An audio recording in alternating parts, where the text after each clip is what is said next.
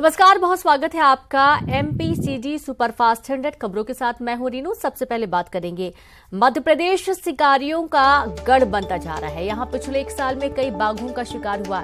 ये वीडियो देखकर आप शिकारियों के बुलंद हौसलों का अंदाजा लगा सकते हैं, जो टीकमगढ़ का बताया जा रहा है। बंदूक लेकर शिकारी जंगल में बेखौफ घूम रहे हैं। दिगौड़ा थाना क्षेत्र के बीलगाय खिरक में जंगली जानवरों का शिकार किया जा रहा है और ये वीडियो सोशल मीडिया पर अब तेजी से वायरल हो रहा है।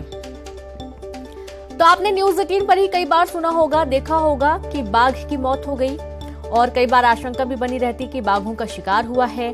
स्पष्ट नहीं हो पाता है। हालांकि इन तमाम मामलों के बीच में कई बार शिकारियों को गिरफ्तार भी किया जा चुका है।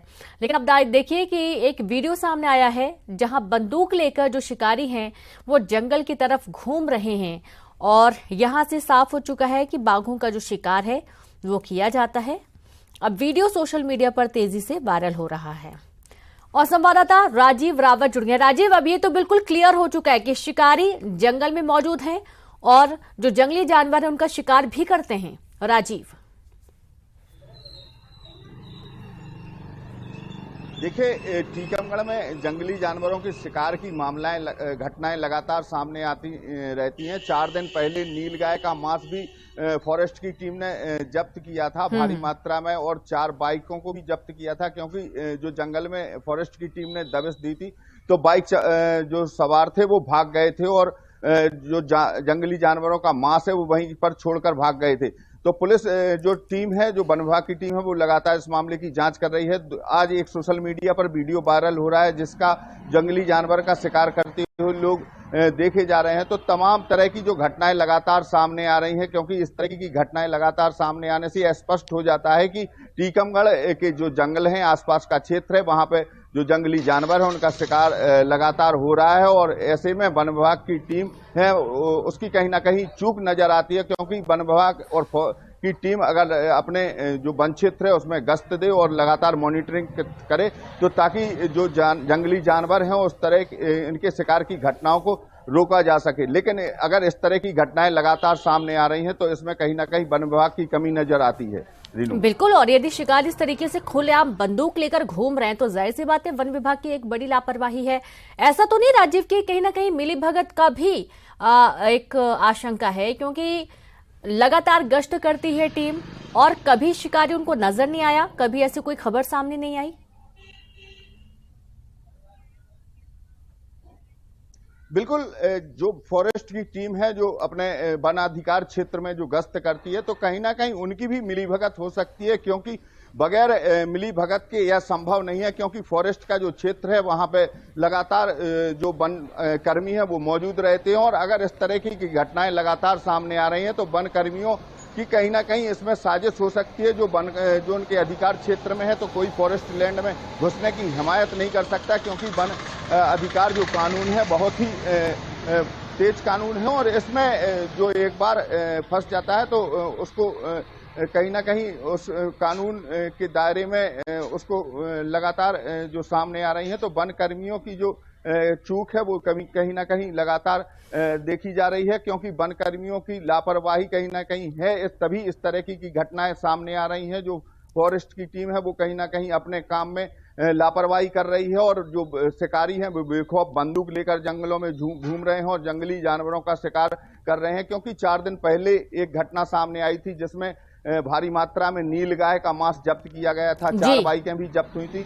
तो इस तरह की घटनाएं जो लगातार सामने आ रही हैं तो उन घटनाओं से देखकर तो यही अंदाजा लगाया जा सकता है कि जो आसपास का क्षेत्र है, वन क्षेत्र है, उसमें जंगली जानवरों का शिकार धड़ल्ले से किया जा रहा है। बिल्कुल, एक सवाल और है कि इस वीडियो के सामने आने के बाद क्या किसी भी तरीके के एक्शन का कुछ बात सामने आई है वन विभाग की तरफ से या किसी और विभाग की तरफ से भी?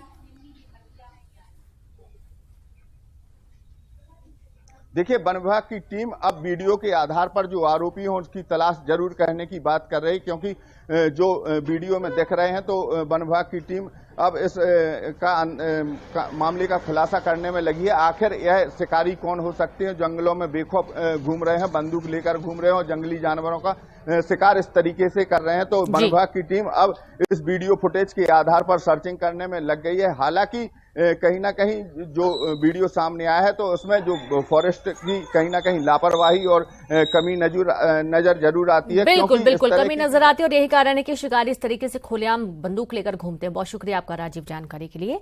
और चलिए अब एक और अहम खबर का हम रुख करेंगे, बात करेंगे सीबीएसई की परीक्षा आज से शुरू होने जा रही है। सीबीएसई की 10वीं 12वीं की परीक्षाएं आज से शुरू। 12वीं के 5 अप्रैल तक होंगे पेपर, 10वीं के 21 मार्च तक चलेंगी परीक्षाएं। सुबह 10:30 बजे से शुरू होगी परीक्षा। स्टूडेंट्स को करीब 1 घंटे पहले सेंटर पर रिपोर्ट करना होगा। लेट होने पर सेंटर के अंदर जाने की इजाजत नहीं होगी। किसी भी तरह का इलेक्ट्रॉनिक डिवाइस ले जाना पूरी तरीके से प्रतिबंधित इस दौरान होगा।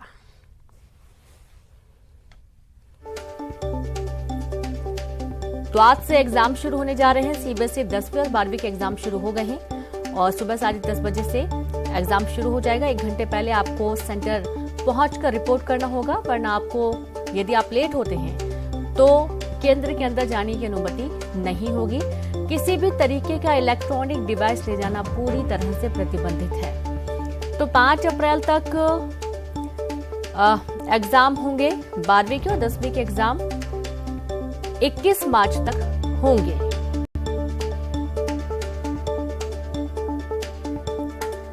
तो तमाम जो गाइडलाइंस है वो भी जारी की गई हैं इस दौरान, जिन्हें फॉलो करना होगा। स्टूडेंट्स को क्या क्या चीजें लेकर नहीं जा सकते हैं वो भी एक बार बता रहे हैं आपको, आप देख सकेंगे, पढ़ सकेंगे। डिजिटल कलाई घड़ी, कैलकुलेटर, इलेक्ट्रॉनिक गैजेट लेकर ना जाएं।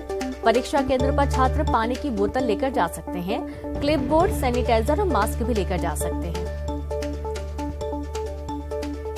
तो 10वीं के एग्जाम जो है वो 21 मार्च तक चलेंगे और 12वीं की परीक्षाएं 5 अप्रैल तक चलेंगी। आज से सीबीएसई 10वीं और 12वीं के एग्जाम शुरू हो गए हैं। और चलिए अब देखते हैं कि किस तरीके का उत्साह है। जाहिर सी बात है कि एग्जाम है तो बच्चों में थोड़ा सा डर भी रहता है। आज सीधे रुख करेंगे वासु संवाददाता भोपाल से और इंदौर से विकास जुड़ गए हैं। तो सबसे पहले तो वासु आपके पास आते हैं। 10वीं 12वीं के एग्जाम, सीबीएसई के एग्जाम शुरू हो गए हैं आज से। छात्र पहुंचना शुरू कर दिए सेंटर्स पर, तमाम गाइडलाइंस भी जारी की गई हैं। किस तरीके का माहौल देखने को मिल रहा है, कैसा लग रहा है छात्रों को एग्जाम देते हुए? बिल्कुल रीनू, देखिए जिस तरह से परीक्षाओं का टाइम टेबल पहले ही घोषित कर दिया गया था, आज से परीक्षाओं का जो सिलसिला है वो शुरू हो गया है। 10:30 बजे से एग्जाम शुरू होना है, जिसके लिए 1 घंटे पहले यानी कि 9:30 बजे रिपोर्टिंग टाइम था। तो जो सारे स्टूडेंट्स हैं वो अपने एग्जाम सेंटर्स में पहुंच चुके हैं, एग्जाम हॉल में पहुंच चुके हैं और तमाम जो दिशा निर्देश है वो इस वक्त उन्हें बताए जा रहे हैं कि किस तरीके से उनको शीट फिल करनी है, किस तरीके से अपना रोल नंबर, अपनी जो सारी डिटेल्स है वो शीट में डालनी है और फिर अपना एग्जाम शुरू करना है। अगर बात की जाए तो अभी जो सीबीएसई के एग्जाम शुरू हुए हैं 10वीं और 12वीं क्लास के, जो एडिशनल और जो एक्स्ट्रा करिकुलर सब्जेक्ट्स होते हैं जैसे राइम्स, ड्राइंग, पेंटिंग्स, एंटरप्रेन्योरशिप और ऐसे बहुत सारे जो सब्जेक्ट्स होते हैं जो कि बेसिकली अगर हम देखा जाए तो आर्टिस्टिक जो सब्जेक्ट्स होते हैं, जो बच्चे ओवरऑल डेवलपमेंट में जिनका एक खास रोल होता है, एक योगदान होता है, उन सब्जेक्ट्स से जो एग्जाम है वो पहले कंडक्ट कराए जा रहे हैं, जिनमें थोड़ी सी आर्ट्स और क्राफ्ट से जुड़ी हुई चीजें हैं, थोड़ी सी प्रैक्टिकल्स से और स्किल बेस्ड नॉलेज से जुड़ी हुई चीजें हैं। उन सब्जेक्ट्स के जो एग्जाम्स है उनका सिलसिला जो है वो आज से शुरू हो गया है और निश्चित तौर पर बहुत सारी जो गाइडलाइंस है वो जारी कर दी गई थी और जो काउंसलर्स हैं, जो टीचर्स हैं सीबीएसई स्कूल्स के, उनको भी ये बताया गया था कि बच्चों को बेहतर रूप से आप बता दीजिए कि किस तरीके से उनको एग्जाम देना है, कैसे एग्जाम पैटर्न को फॉलो करना है, क्योंकि देखिए 10वीं और 12वीं के बोर्ड के एग्जाम्स होते हैं और ये एग्जाम्स काफी ज्यादा महत्वपूर्ण होते हैं। किसी भी स्टूडेंट की लाइफ में यही उसका आने वाला जो प्रोफेशनल कैरियर है वो डिसाइड करते हैं। 10वीं के एग्जाम्स के बाद बच्चे को सब्जेक्ट चूज करना होता है और अगर बच्चा 12वीं का एग्जाम दे रहा है तो उसके बाद उसे वो स्ट्रीम तय करनी होती है कि वो अपना कैरियर, अपना भविष्य किस दिशा में बनाना चाहता है। तो इस लिहाज से सीबीएसई बोर्ड की भी अगर बात करें तो बहुत सारी गाइडलाइंस, बहुत सारी जानकारियां पहले ही बच्चों को मुहैया करा दी गई थी। जी बिल्कुल। और साथ ही हमारे साथ विकास भी जुड़े। विकास, परीक्षा केंद्रों के बाहर कैसा नजारा, क्योंकि स्टूडेंट्स पहुंच रहे हैं एग्जाम देने के लिए और जाहिर सी बात है आप कई बच्चे थोड़ा सा डरे भी होते हैं, कैसे एक्सपीरियंस हो रहा है उनको? बेशक रीनू, आज से सीबीएसई बोर्ड की जो परीक्षा है वो शुरू हो गई है। 12th के अलग अलग संकाय के साथ 10वीं बोर्ड की जो परीक्षा है वो शुरू हुई है सीबीएसई बोर्ड की। चूंकि 10 बजे का जो नियत समय था उससे पहले सभी को एग्जाम सेंटर के भीतर दाखिला करना था, उसके बाद किसी को प्रवेश नहीं था, लिहाजा 10 बजे का वक्त है। फिलहाल तस्वीरों में देखिए कि जो दरवाजे हैं एग्जाम सेंटर्स के वो बंद कर दिए गए हैं। इसके बाद अब किसी को प्रवेश नहीं है। हालांकि प्रवेश से पहले सभी को फ्रिस्किंग की गई थी, सभी को ये चेक किया गया था कि जो ऐसी प्रतिबंधित वस्तुएं हैं जिनका एग्जाम हॉल में जिन्हें वर्जित किया गया उन सभी को बाहर रखवा लिया गया है। कुछ स्कूल बैग्स जो हैं वो इस तरफ बाहर नजर आ रहे रखे हुए जिन्हें अंदर प्रवेश नहीं है।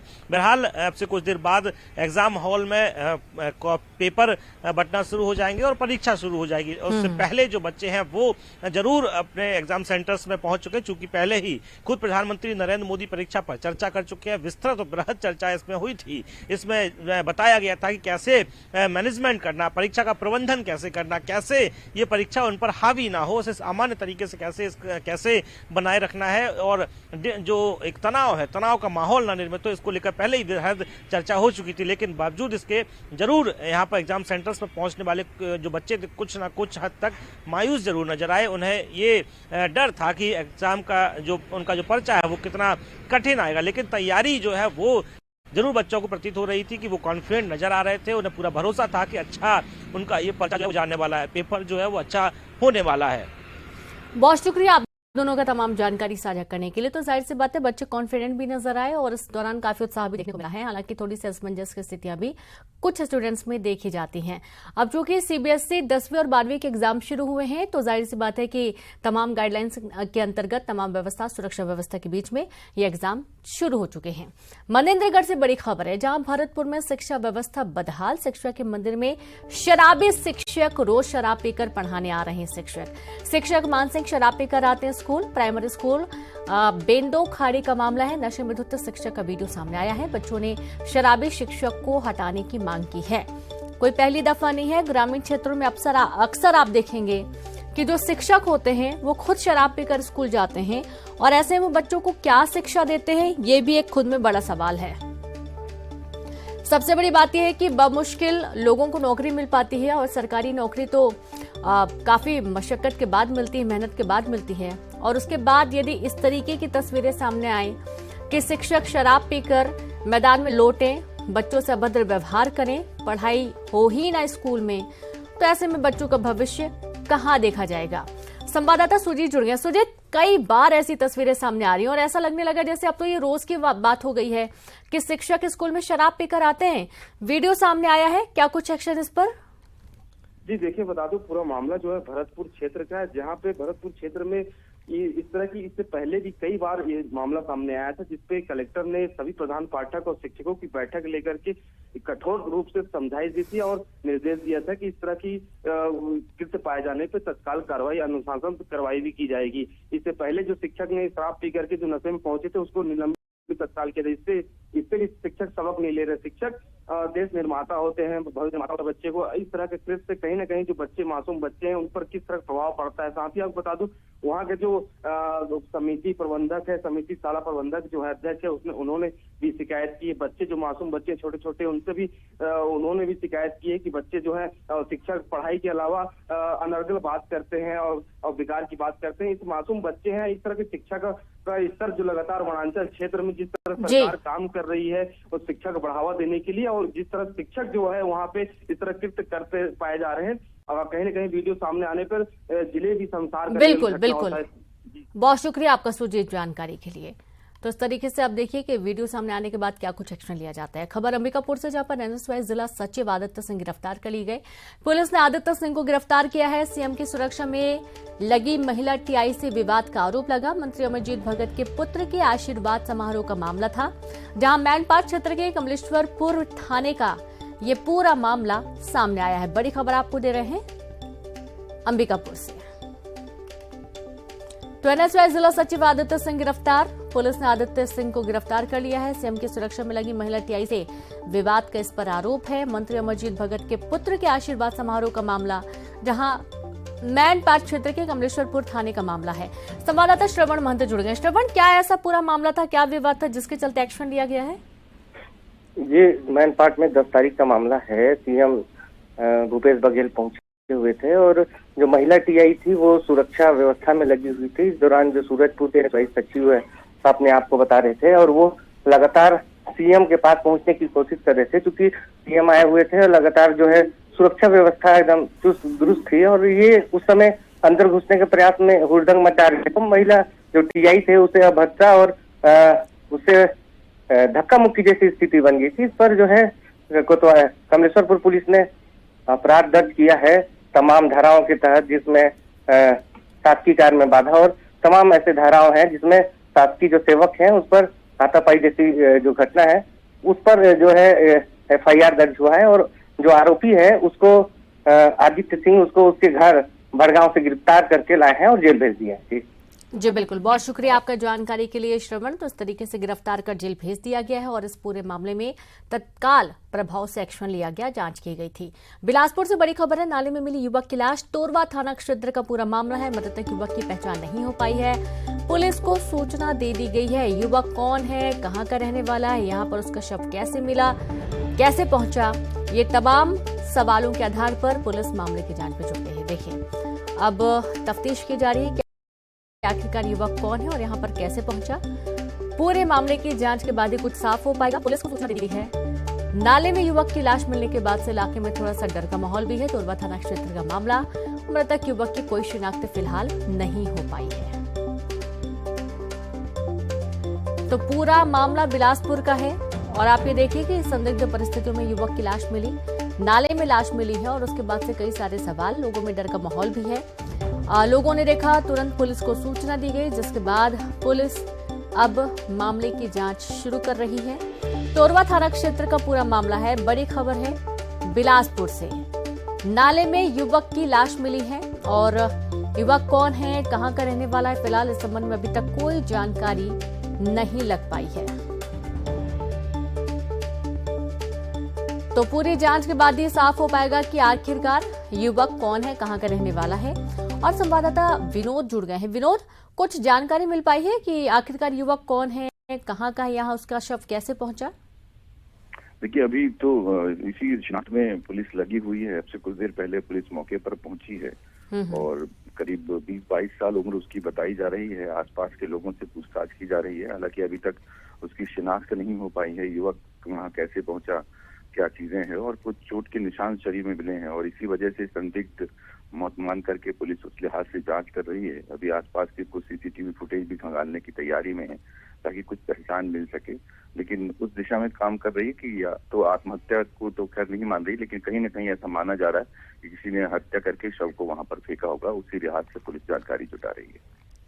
बहुत शुक्रिया आपका जानकारी के लिए विनोद। तो अब पुलिस मामले की जांच में जुटी है और यह आशंका है कि हत्या करके युवक का शव फेंका गया है।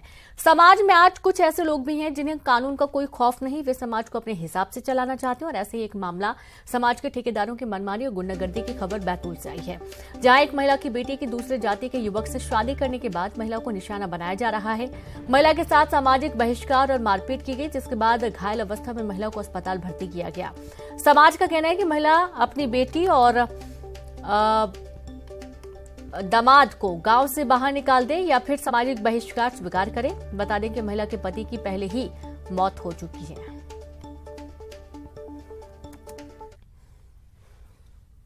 सर, मैंने अदर कास्ट से शादी की है और मतलब हम लोग पहले रहते थे, लेकिन जब मेरी मम्मी की तबीयत ख़राब हो गई तो फिर हम लोग मेरी मम्मी के पास आ गए।